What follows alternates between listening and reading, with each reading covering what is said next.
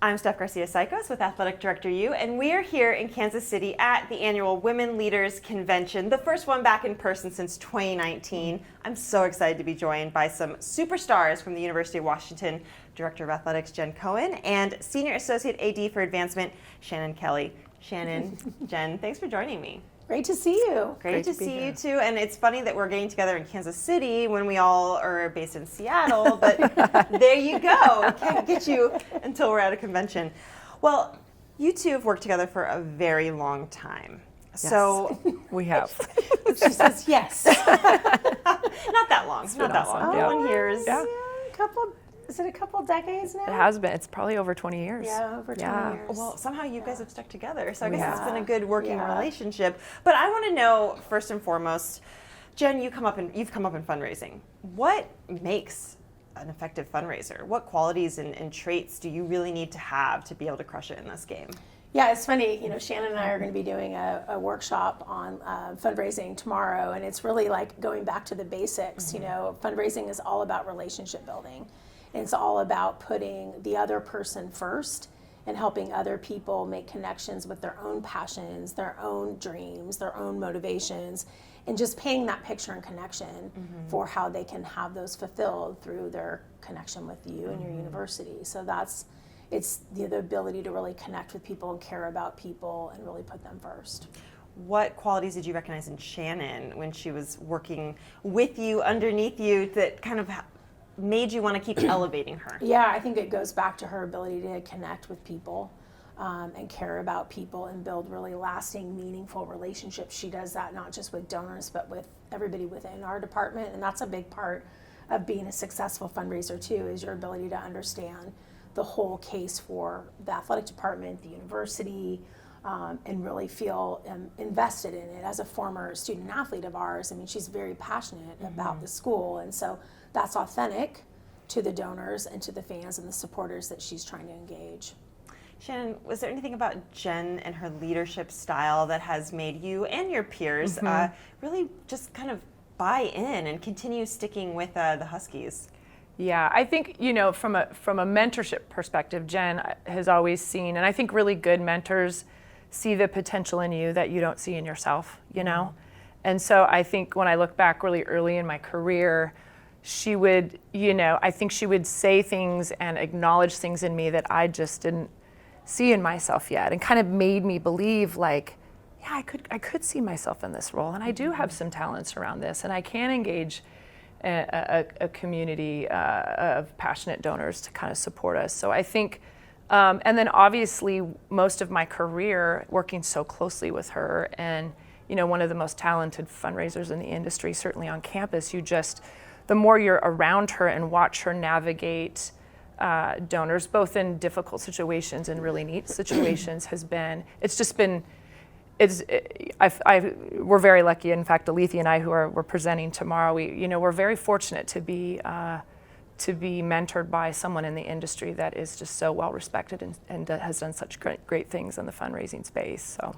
Absolutely. I just want to add on that. I mean, I think about mentorship and how, for me too, it's always somebody else that sees something in you. And we all need that.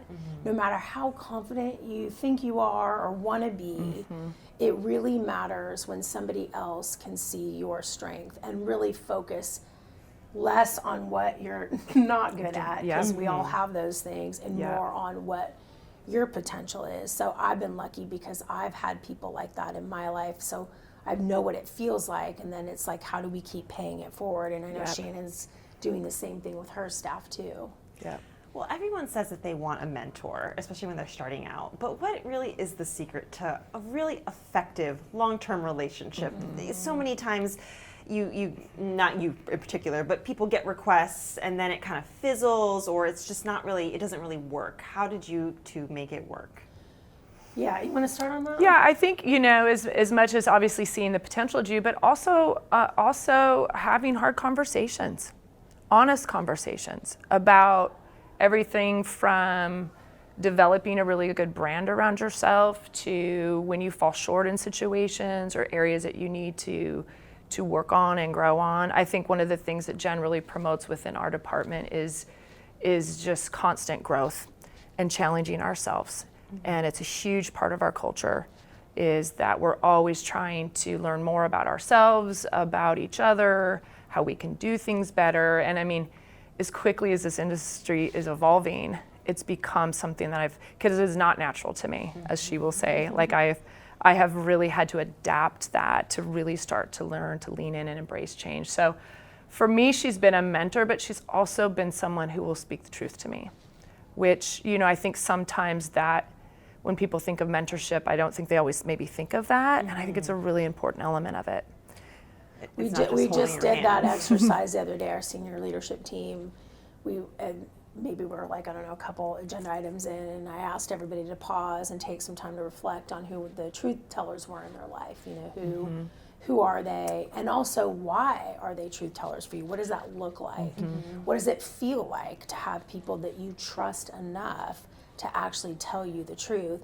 So it was an awesome exercise because everybody reflected and then they shared. And I think at the bottom line with that is like, you have to be with people that you do know care about you, that they do have your back, that they're consistently there, and there's a level of competency, right, and character. So I think there's some qualities that we're all looking for in mentorship. But to me, it always starts and ends with trust and respect. Well, as a mentor, how do you ensure that you're able to really, be that person, that rock for someone, but that you're still keeping your cup filled, that you're not overextending yourself, that you're not promising too much? Yeah, I think that's art and science. I think we're all working on that, right? No matter where we are in leadership, because we're all leading from wherever we are, we're constantly navigating that juggle between cup fill versus outputting.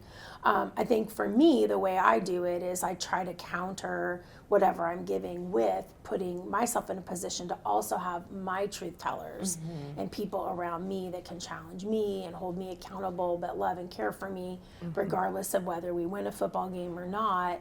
That fills me up and then and it teaches me, when you're, because we all need mentorship, because we're all growing. I mean, I think about all the challenges that we've been through the last few years. I mean, nothing prepares you for those things. So the only way you're going to get through them and come out on the other side with a higher level of output and success is by being curious enough to accept where you've made your mistakes, speak those truths about it, own it, learn from it, and then flush it. And good leaders and good mentors will teach you how to do that. So for me, I have to have people that are like that, because then that allows for me to have enough space to show up and still be positive for them. It's hard. It is hard. Yeah. It's really hard. Well, as a mentee, again, you're a mentor for your staff, but as a mentee of Jen and maybe some others, how do you initially gather that confidence to approach a senior leader, when you're a younger staffer, to ask for support and guidance? And then how do you continue to kind of nurture without being pestering? Right. And I think, as I look younger in my career, I don't think it would be one thing that and we talk about this as a staff, is really encouraging our younger staff to identify mentors early on. And it doesn't just have to be in the industry. It could be in another area of your life, but and folks that you surround yourself, that your values are really aligned. That's the key, and finding that can sometimes be hard. And sometimes you do, and sometimes you don't. And then I also think, mentorship isn't just going to somebody when you don't, should I put my name in the hat for this job, or something's not going well. I mean, mentorship there's a waltz to it a little bit. And so I think it's just like a friendship. It's just making sure that you're putting the time and effort into that. And I think I did that better later in my career. I don't think I did it, looking back, I think that's what I would want my younger staff to do, is really start to think about people that are going to nurture them in that way. So, and for Jen, we've been working together for so long that it was almost like we just worked together. We had so much fun together, and we kind of grew up together. Right. And we she held my babies when I had them. We were creating our own university. Yep. So my kids, so I have a 20-year-old and a 17-year-old, and my oldest son, I was on the phone with him yesterday when I was with her, And he said, tell Sledgy hi, because our nickname for each other is Sledge Sisters, because we were going to start Sledge State, and we were going to do treadmill runs for work. You know, we were going to work out and meet at the same time. And now here we are, like truly doing what we said we were going to do, maybe a little bit different. Still the University of Washington. But you know, it's unique as we've always been able to maintain a really thoughtful friendship, but also I think, you know, and we've had our ups and downs and all sorts of things, as we should, but we always have also been able to honor each other, as I've always been my boss or reported up to her, and I think we've always been able to honor both of those spaces, you know, and times those overlap, and we've been there for each other in our highest highs and some of our lowest lows, which has been super unique. It's very unique. It is, and without trying to sound like I'm asking for like dating advice, what are some of those like little things that you've done for each other that really that others can take? You know, whether it's the handwritten thank you note or whatever it is. Well, I was just thinking about what she was saying. I do think in general in this space of trying to develop a long-lasting, meaningful relationship, you have to think about it as a long play, just like you would a donor relationship. So instead of thinking about the short game in mentorship, you got to think about the long game. So what that means is you actually genuinely want to develop a relationship with somebody. You brought that up. Like, don't just show up when you need something. You know, I can say from somebody that says yes to every informational interview that I take, it's great to do those. But if there isn't a consistency to catching up and staying in touch with each other, those do not last as a meaningful, you know, relationship. So. But I do think in all aspects of building a high-performing environment, it starts and ends with caring about people, caring about the whole person. So we've had to work on our boundaries with each other because we've had blurred lines and all kinds of experiences and like you said, ups and downs and our personal, everything we've all been through. So you have to find a little bit of that boundary with it. But at the end of the day, I know no matter what is happening in my life, whether it's at UW or away from it, that she's got my back. And I think she knows the same thing about me. And that's because we care about each other and we care about our people. Continuing to show up and all the times, not just the good times. I think so much. I think that's all of leadership is like you learn. You know, I was thinking about Rick Redmond, one of our top donors passed away, and I was thinking about some of the things I was going to say about him at his service, and it was his consistency. That Sunday morning text, when we won, it was the coffee always tastes better. That's what he would always say, right? And when we lost, it was always like, hey, you know, tough one or whatever, but just we're going to keep going. And you know the difference with the people that show up when it's good and the people that show up when it's bad, and they do both, versus the ones that only show up when it's good. Absolutely. And that happens with donors, that happens with relationships at work, it happens in your own life away from it. So, Well, I would make the argument that Washington has the most women in leadership positions, senior leadership positions. Sorry, Jeff Konya at San Jose State. I know, Jay Cohn's like trying to claim my spot. No, there's no way they have as many women executives as we do at San Jose State. Well, who knows what's considered an executive where. But what is there anything about UW's culture that really lends itself to strong female leadership? I'm going to have you start. Okay. Well, I mean, one, we have this amazing president, President Anamari Kause, who's been on our campus for over 35 years. She started as a professor on our campus and worked her way all the way up through being, you know, the chair to the, you know, arts and science dean to provost to the university president. So she really sets the tone, I think, for just our environment and the inclusive nature of the University of Washington. I can't really say it's been that intentional. I mean, there's definitely intentionality with DEI, but as far as just having so many strong women, I think it's just that Washington athletics succeeds in an environment where we have people that are extremely collaborative, that are competitive and committed, that really care deeply and have a passion, are service-oriented people. So it just so happens that we've had all these really talented women that have come together with all those other qualities and values that has built this really unique team. I think it is unique because I was a student athlete. I've been on women's teams my whole lives, and it's not always that seamless to get a very strong collaborative group of women sometimes, just to be blunt about it. So you've created something really special. Well, how do you identify, the rising stars, the young, entry-level, mid-level potential leaders? Yeah, I think I'll let you start on just how you're hiring right now from kind of those entry-level It's positions. it's interesting. I think and it's again a tribute to Jen's leadership. We have really identified who we are as a department, and we hire to that, right? And so that's a lot of an alignment. And some of those, I can speak for myself, have been searches that have not gone well because of that. And so we've had to restart that. We're okay stopping and restarting something because we're so committed to making sure that we get, the right person in. And that doesn't mean that they have to be just like us. I think they just have to be able to embrace the humility that we approach our work with and the collaboration we approach our work with. In the fundraising space, I think Jen started this whole thing about, it isn't really about you, and we're not really all about numbers and, all the quantity, closing, those things are important. But, how is this person going to interact with our donor base? And how are you going to nurture those relationships and, so we really look for more of those intangibles in people. And then I think we're starting to get better as a department, very intentional about now what are we doing with them? And so everything from, putting them on committees and really leaning into staff stuff and then identifying rising stars and how are we job shadowing them and what conferences are we, and so I would say in the last maybe 5 to 6 years, I think we're getting much better at that.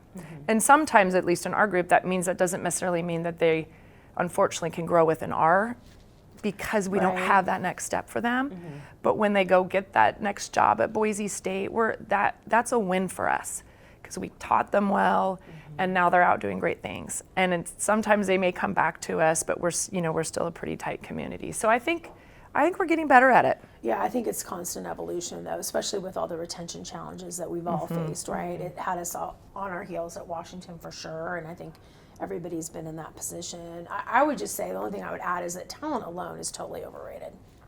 It is totally overrated. If there's any advice I can give to any aspiring, want to be a Shannon, want to have an AD job like mine, it is not the talent alone that's going to get you there. It's all those other intangibles. It's being that go-to person. It's helping and caring about others and developing them. It's being open-minded to your weak spots. And that's one of the things I'm most proud of Shannon for is she has worked really hard over the last few years in developing more self-awareness and developing herself away from the job. And when I saw you doing that, I knew that was going to help you be a better fundraiser and better at your job. And like a lot of times people don't recognize it in leadership. It's as much about you're owning your own deal, knowing who you are, and then trying to develop the best in you and understanding where the worst of you is and how you're showing up with that. Like that self-awareness is huge. And so I believe in that. So I believe like when I'm meeting with people, I always try to say yes, because you never know when you're going to find the next person. We're always looking at putting pieces of the puzzle together. But I also am really looking for who they are, how they're thinking about their life, what they care about. Because the skills, we can all develop these skills. We really can. Right. Yeah. You can teach development pitches, you can teach follow-ups, but you can't teach those like intangibles that are hard. Absolutely. Well, speaking about being more than just a resume, I want to ask one question about head coaching hires. And obviously you've hit a home run with new football head coach Kalen Deboer. What gave you confidence in him during the process? How early in, you probably had your candidate pool, you were looking at different things. What about him stood out to you to make you say, this is the right fit for Washington? Yeah, coaching hires are they're so different every time. And I do believe there's certain qualities in coaches at UW that we're not going to compromise on. But then there's different backgrounds depending on what you're looking for, what the current state of a program is, where are you willing to give room to that depending on the circumstances. In this case, when I hired Kalen, we had gone with an assistant coach before. That did not pan out well. And so I was really adamant about hiring a sitting head coach. So Kalen, like every other coach you talk to, right, he was a great coach. Now he had a very unique system offensively that was really interesting, that stood the test of time no matter where he had been. But he was just a flat out winner, mentally a winner, not just by winning on the scoreboard, but he was tough and a really strong, even-keeled, calm temperament. And so what I liked about him was that he had humility, which is core value of ours, but he had swagger, which is a little bit of edge. You got to have a little bit of grit and toughness in Seattle, right? So really early on, I really liked him. But the other part of hiring is I'm notoriously too fast of a decision maker, and I am like that in general. So the longer so I'm on my 7th year now of being AD, and I've hired a ton of coaches and I've retained a ton of coaches. And the biggest thing I've learned in that process is like that pace. It's just like fundraising. You have to have a sense of urgency, but you also have to work the process. And don't get too far ahead of yourself. So I think with Kalen, he just kept, every coach I talked to, we had a wonderful candidate pool and amazing guys, and some I'm still really good friends with. He just kept bubbling up as this like guy that had a system, that was a tremendous leader, that cared deeply about developing kids, which is what we care about, but also had a humility and some other qualities to him that I just felt like he felt very UW, very Seattle. And that fit is so important. Well, as we wrap up here, I want to zoom out a little bit and talk a little broadly about staff hires, head coaching hires, and even recruiting student athletes. Obviously, there's going to be a pressure to win, and you have a fan base to respond to and to pay attention to a little bit. How do you stay true with listening to your gut and really keeping alignment with those core values when it comes to everyone that you bring into the UW family? Yeah, I mean, I talk a lot and try to practice this in front of the team all the time about, at the University of Washington, we're going to win from the inside out. And in 2022, people do not want to let you do that. I mean, it takes a tremendous amount of discipline. It is so noisy, and I will just say, like, my own personal experience is that every time I've made a decision that was outside in, I've regretted it every time. So how do you not do that? You learn from your mistakes. That would be the first thing. We are all learning.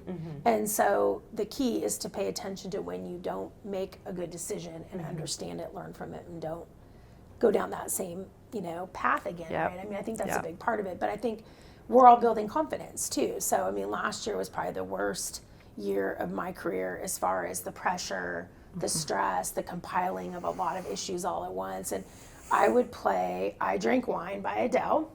Oh, it was the best. It came out at the perfect time. Every morning, like I would play it and I'd sing it to the top of my lungs by myself in my house during the search.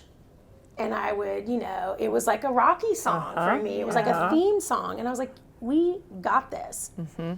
And surround yourself with good people. We had good people around us during the search process. We had a great little team that worked together. And so I think that is like a huge part of it too, is like, don't put yourself on an island when you already have so much external pressure. Well, that goes back to the long-term relationships and mentorships and all of that. Shannon, do you have any final thoughts about just kind of aligning with culture? And again, from your vantage point of hiring, maybe some entry-level folks or bringing new people into the family. I always think about myself as a little, former student athlete there. You mentioned Rick. I knew him when I was a student athlete, and now, his life cycle was, I was a huge part of that. And so I think, we've got a tremendous opportunity, a tremendous platform, both as women in this industry to, I love mentoring, and I love, it's like a side of coaching that you don't necessarily get to do. And so I think the more that we can carve time to make that a priority, I think is it's a pay it forward, it's a big part of it. I think we're in a really unique time in the industry. So you need, the younger generation to help us think how we're going to navigate this in the future, right? And be open to learning from the younger, people that are coming up through our industry. So it's, and we also have a lot of fun.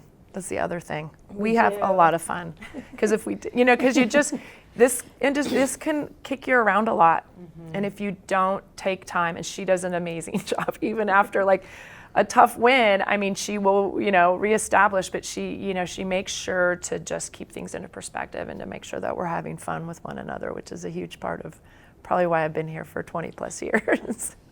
Well, something special is happening in Seattle, and so you guys are awesome, and it's clearly working. So thank you for sharing your wisdom with us. And anyone who wants a mentor, they need to put in the work to be a good mentee. Put in the work, yep. And make sure that you're really filling the mentor as well as getting something out of it too. Yeah. Thanks for being here too and supporting women leaders. Yep. Yeah, absolutely. Thanks, guys. Thank you.